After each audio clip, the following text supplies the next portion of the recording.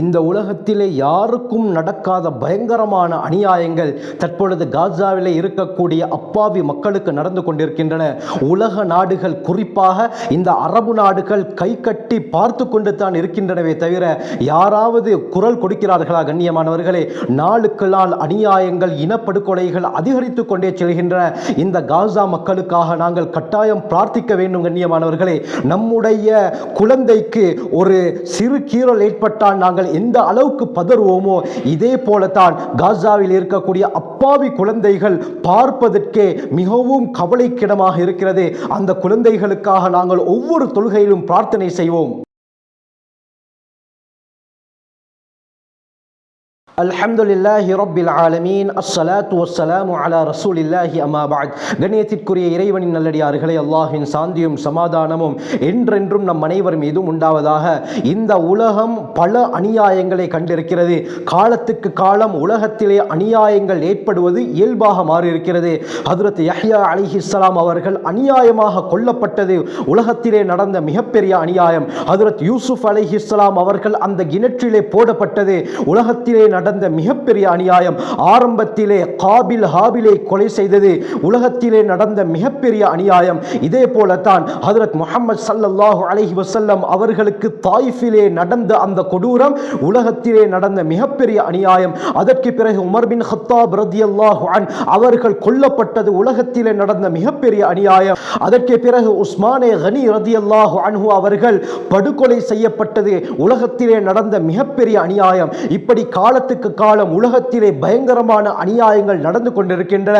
தற்பொழுது நடக்கக்கூடிய மிகப்பெரிய அநியாயம் எதுவென்று பார்த்தால், யாரிடத்தில் கேட்டாலும் அவர்கள் சொல்லக்கூடிய ஒரே பதில் காசாவிலே நடக்கக்கூடிய அநியாயம் என்று தான் கூறுவார்கள். அந்த அளவுக்கு நினைத்து பார்க்க முடியாத அளவுக்கு சித்திரவதைகளை, துன்பங்களை, துயரங்களை, கஷ்டங்களை, பஞ்சத்தை அந்த காசாவில் இருக்கக்கூடிய மக்கள் சந்தித்துக் கொண்டிருக்கிறார்கள்.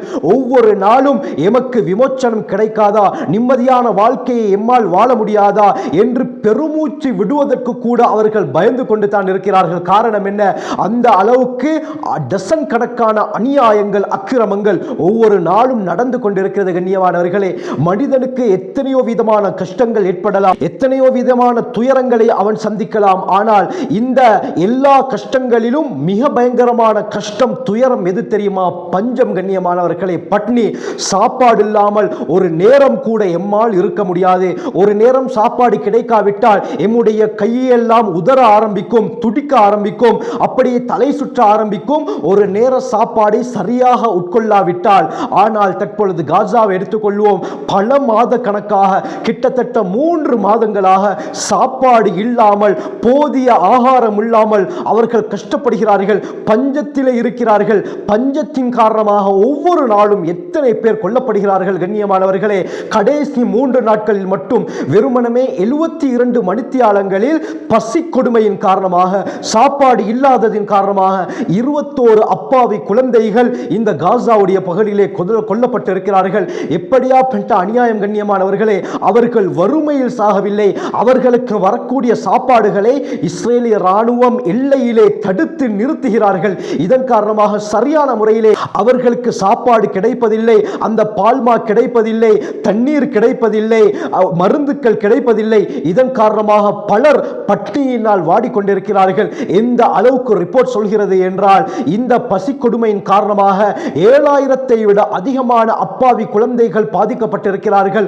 ஆரம்பத்திலே நன்றாக இருந்த, ஆரோக்கியமாக இருந்த குழந்தைகள் இன்று 180% அளவு உடம்பிலே சதைகள் குறைந்திருப்பதாக சொல்லப்படுகிறது. எத்தனையோ குழந்தைகள் போசாக்கு குறைபாடின் காரணமாக எலும்பும் தோலுமாக இருக்கிறார்கள். அவர்களை பார்த்து அவர்களுடைய விலா எலும்புகளை எண்ண முடியும். அந்த அளவுக்கு மெலிந்து போய், சாப்பாடு இல்லாமல், சதை கூட உடம்பிலே இல்லாமல், தோலும் எலும்பும் ஒட்டிய நிலையில் அவர்கள் இருக்கிறார்கள். இப்படியாப்பட்ட குழந்தைகளில் 21 பேர் கடைசி 3 நாட்களில் இந்த பட்னியின் காரணமாக, பஞ்சத்தின் காரணமாக இறந்து போய் இருக்கிறார்கள். கண்ணியமானவர்களே, ஒரு மாவு மூட்டை எடுப்பதற்காக, ஒரு கோதுமை மாவு மூட்டை எடுப்பதற்காக அவர்கள் படக்கூடிய கஷ்டம், அல்லாஹு அக்பர். அந்த மூட்டைகளை எடுப்பதற்காக செல்லக்கூடிய சந்தர்ப்பத்திலும் இஸ்ரேலிய ராணுவம் துப்பாக்கி துப்பாக்கி சூடுகளை நடாத்தி கொண்டிருக்கிறது. இதன் காரணமாக 70க்கு மேற்பட்டவர்கள் கடந்த நாட்களிலே கொல்லப்பட்டிருக்கிறார்கள். சாப்பாடும் இல்லாமல் இருக்கிறது. அந்த கிடைக்கக்கூடிய சாப்பாடுகளை எடுக்க சென்றால் அங்கே உயிருக்கும் உத்தரவாதம் இல்லாமல் இருக்கிறது. எத்தனையோ வீடியோக்கள் வருகின்றன. அந்த வீடியோக்களை நீங்கள் பார்க்க வேண்டும் என்று சொன்னால் என்னுடைய வாட்ஸ்அப் சேனலுடைய லிங்க் நான் கீழே டிஸ்கிரிப்ஷன் பாக்ஸில் தருகிறேன். அங்கே உங்களால் பார்த்துக் கொள்ளலாம். அந்த அளவுக்கு கண்ணியமானவர்களே உடம்பெல்லாம் புல்லரிக்கிறது. இப்படியாப்பட்ட அநியாயங்கள் அந்த காசாவிலே நடந்து கொண்டிருக்கிறது. கண்ணியமானவர்களே, அந்த காசாவை சுற்றி முக்கியமான அரபு நாடுகள் தான் இருக்கின்றன. ஈஜிப்ட் எல்லையாக இருக்கிறது, ஜோர்தான் எல்லையாக இருக்கிறது. இப்படி இருந்தும் யாரும் உதவி செய்வதாக விளங்கவில்லை. கண்ணியமானவர்களே, அரபிகளை எடுத்துக்கொண்டால் அவர்கள் ஒவ்வொரு நாளும் ஆடம்பரத்தின் உச்சத்தை தான் அடைந்திருக்கிறார்கள். அவர்களுடைய சாப்பாட்டை பார்த்தால் கண்ணியமானவர்களே எந்த அளவுக்கு விருந்துகள் வைக்கப்படுகிறது. வேண்டாம் என்று நான் சொல்லவில்லை. அவர்கள் சாப்பிடுவது போல் அவர்கள் மற்றவர்களையும் கவனிக்க வேண்டும். இந்த காசா மக்களுக்காக அவர்கள் உதவி செய்ய முன்வர வேண்டும். கண்ணியமானவர்களே, அரபு நாடுகள் நினைத்தால் அந்த மிடில் ஈஸ்டிலே இருக்கக்கூடிய மத்திய கிழக்கிலே இருக்கக்கூடிய அரபு நாடுகள் எல்லாம் ஒன்று சேர்ந்து நினைத்தால் சாதித்து காட்ட முடியும். கண்ணியமானவர்களே, ஆனாலும் எல்லோரும் கையை கட்டி பார்த்து கொண்டு தான் இருக்கிறார்கள். ஒவ்வொரு நாளும் ஆடம்பரமான வாழ்க்கையை வாழ்கிறார்கள். அவர்கள் வாழக்கூடிய அந்த வாழ்க்கையில் ஒரு பங்கை ஒதுக்கினால் கூட எத்தனையோ நாட்கள் காசாவிலே இருக்கக்கூடிய மக்கள் பட்னி இல்லாமல் சந்தோஷமாக வாழ்வார்கள். அவர்களுடைய வயிற்றை நிரப்பிக் கொள்வார்கள். கண்ணியமானவர்களே, உலக மோகத்திற்கு ஆசைப்பட்டு அந்நிய கலாச்சாரத்துக்கு ஆசைப்பட்டு மார்க்கத்தை விற்கக்கூடிய அளவுக்கு இன்று அரபியர்களுடைய நிலைமை மாறிவிட்டது. கண்ணியமானவர்களே, சஹீஹ் முஸ்லிமுடைய ரிவாயத் ஸல்லல்லாஹு அலைஹி வஸல்லம் தெளிவாக சொன்னார்கள், பாதிரு பில் அமாலி ஃபித்னன், குழப்பங்கள் வருவதற்கு முன்னால் அமல்கள் செய்வதிலே நீங்கள் விரைந்து கொள்ளுங்கள். ககிதஇல் லைலில் முத்லிம், இருண்ட இரவுடைய பகுதிகளை போல குழப்பங்கள் வந்து கொண்டே இருக்கும் என்று சொன்னார்கள்.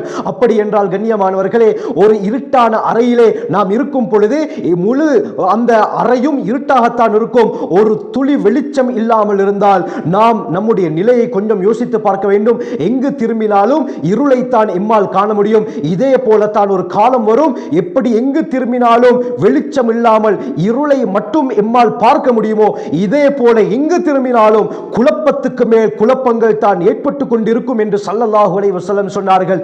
எப்படியாப்பட்ட குழப்பம்? யுஸ்பிஹு الرجل مؤمنا ويمسي كافرا ويمسي مؤمنا ويصبح كافرا. காலையில் ஒருவன் முஃமினாக இருப்பான், அன்று மாலையில் அவன் நிராகரிப்பாளனாக மாறிவிடுவான். மாலையில் முஃமினாக இருப்பான், மறுநாள் காலையில் அவன் காஃபிராக மாறிவிடுவான். எதற்காக இப்படியாப்பட்ட நிலை ஏற்படும்? நபி அவர்கள் அதையும் சொன்னார்கள், யபிஉ தீனஹு பிஅர்தின் மினத் துன்யா, துன்யாவுடைய இந்த அற்ப சுகத்துக்கு ஆசைப்பட்டு மார்க்கத்தை விற்று விடுவார்கள் என்றார்கள் ஸல்லல்லாஹு அலைஹி வஸல்லம். இது தான் இன்று அரபு நாடுகளில் ஏற்பட்டிருக்கிறது. இன்று பேரளவில் முஸ்லிம்களாக அரபிகளாக இருக்கிறார்கள். ஆனால் வாழ்க்கையை பார்த்தால் அந்நிய கலாச்சாரங்கள் புகுந்துவிட்டது.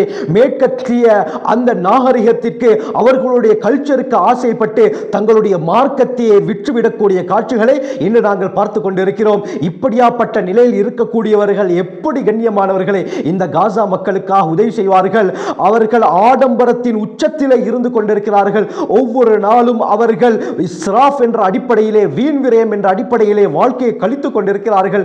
ஆனால் காசாவிலே குழந்தைகள் சாப்பாடு இல்லாமல் ஒரு சிறுவன் மணலை வாயிலே போட்டுக்கொண்டு அரபு நாடுகளை பார்த்து கேள்வி கேட்கிறான், எங்களுடைய நிலைமை இந்த அளவுக்கு மோசமாக இருக்கிறது, இதை கூட பார்த்து உங்களால் விளங்க முடியாமல் இருக்கிறது என்று கேள்வி கேட்கிறான். கண்ணியமானவர்களே, சாப்பாடு இல்லாமல் மணலையும் புட்களையும் செடி கொடிகளையும் தின்னக்கூடிய காட்சிகளை நாங்கள் பார்க்கிறோம். இந்த குழந்தைகளுக்காக, இந்த காசா மக்களுக்காக வேண்டி நாங்கள் துஆ செய்ய வேண்டும். கண்ணியமானவர்களே, எங்களால் செய்யக்கூடிய ஒரே ஒரு முயற்சி இந்த துஆ தான். இந்த குழந்தைகளுக்காக வேண்டி, அந்த தாய்மார்களுக்காக வேண்டி, அந்த அப்பாவி மக்களுக்காக வேண்டி நாங்கள் அல்லாஹ்விடத்திலே கையேந்த வேண்டும். ஒவ்வொரு தொழுகையிலும் அந்த காசா மக்களுக்காக, காசாவில் இருக்கக்கூடிய குழந்தைகளுக்காக துஆக்களிலே ஈடுபட வேண்டும். கண்ணியமானவர்களே, யாருக்கும் நடக்காத அநியாயம் இன்று புதிய புதிய விதத்திலே அந்த காசா மக்களுக்கு நடந்து கொண்டிருக்கிறது. ஒரு பக்கம் சாப்பாடு இல்லாமல் பஞ்சத்திலே இருக்கிறார்கள். சாப்பாடு கிடைத்து விட்டது என்று அதை எடுக்க போனால் அங்கே உயிருக்கு உத்தரவாதம் கிடையாது. அங்கே அந்த இஸ்ரேலிய ராணுவம் பலவிதமான தாக்குதல்களை நடாத்தி இதன் மூலமாக அவர்கள் அநியாயமாக கொல்லப்படுகிறார்கள். போசாக்கு குறைவின் காரணமாக குழந்தைகள் ஹாஸ்பிட்டலிலே அட்மிட் பண்ணப்படுகிறார்கள். அந்த ஹாஸ்பிட்டல்களை இலக்கு வைத்து இந்த இஸ்ரேலிய ராணுவம் தாக்குதலை நடாத்தி கொண்டு தான் இருக்கிறது. எங்கு போனாலும் உயிருக்கு உத்தரவாதம் இல்லாத நிலையிலே இருக்கிறார்கள். செய்கிறார்கள். அல்லாஹ் என்று ஒருவன் இருக்கிறான் கண்ணியமானவர்களே. வமக்கரு மக்ரன், குர்ஆனிலே அல்லாஹ் சொல்கிறானே, அவர்களும் சூழ்ச்சி செய்தார்கள். வமக்கர்னா மக்ரன், நாங்களும் சூழ்ச்சி செய்தோம். வல்லாஹு கைருல் மாக்கிரீன், சூழ்ச்சி செய்பவர்களில் அல்லாஹ் மிகச் சிறந்தவன் என்பதாக குர்ஆனிலே கூறுகிறார். நும்ரூத் சூழ்ச்சி செய்தான், ஃபிரௌன் சூழ்ச்சி செய்தான், ஷத்தாத் சூழ்ச்சி செய்தான். ஆனால் யார் வெற்றி பெற்றார் கண்ணியமானவர்களே?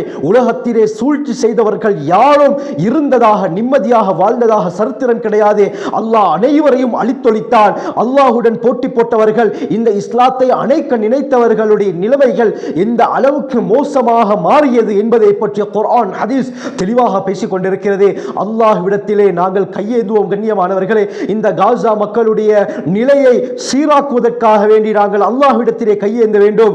அந்த காசாவில் இருக்கக்கூடிய அப்பாவி குழந்தைகள் மீண்டும் சந்தோஷமாக ஓடியாடக்கூடிய நிலைமை உருவாக வேண்டும் என்று நாங்கள் அல்லாஹ்விடத்திலே துஆ கேட்போம். எத்தனை பேர் ஆரோக்கியம் இல்லாமல் போசாக்கு குறைவின் காரணமாக இன்று படுத்த படுக்கையாக இருக்கிறார்களோ அவர்கள் மீண்டும் எழுந்து உற்சாகத்துடன் ஓடியாடக்கூடியவர்களாக மாற வேண்டும் என்று நாம் அல்லாஹ்விடத்திலே துஆ கேட்க வேண்டும். அந்த தாய்மார்கள் எந்த அளவுக்கு நிம்மதியாக இதற்கு முன்னால் வாழ்ந்தார்களோ அதே போல அச்சமற்ற சூழ்நிலையில் அவர்கள் மீண்டும் வாழ வேண்டும் என்று நாம் அல்லாஹ்விடத்திலே துஆ கேட்க வேண்டும். வேறு யாரிடத்திலும் கையேந்த முடியாத கண்ணியமானவர்களே. அரபு நாடுகள் எல்லாம் கை கொட்டி பார்த்து கொண்டு தான் இருக்கிறார்கள். யாரும் இவர்களுக்கு உதவி செய்ய முடியாது. அந்த அல்லாஹ்வால் மட்டும் தான் உதவி செய்ய முடியும். ஆகவே நாம் அல்லாஹ்விடத்திலே மன்றாடி இந்த காசா மக்களுடைய விமோச்சனத்துக்காக வேண்டி நாங்கள் முயற்சி செய்வோம். ஜஸாக்குமுல்லாஹு கைர். வ ஆகிரு தஅவானா அல்ஹம்துலில்லாஹி ரப்பில் ஆலமீன்.